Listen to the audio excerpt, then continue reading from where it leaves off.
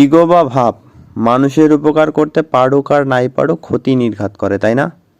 জবাবে বলেছেন, হ্যাঁ, আপনি সঠিক বলেছেন। ইগো বা অহংকার যখন অতিরিক্ত হয়ে যায় তখন মানুষের সম্পর্ক এবং মানসিক শান্তির জন্য ক্ষতিকর হতে পারে।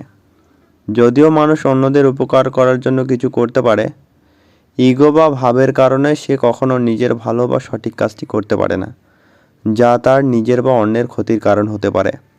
ইগো বা অহংকার সম্পর্কের মাঝে সেতুবন্ধন তৈরি করতে বাধা সৃষ্টি করে এবং এটি মানুষের অন্তরের প্রশান্তি এবং সম্পর্কের জন্য আঘাত আনতে পারে।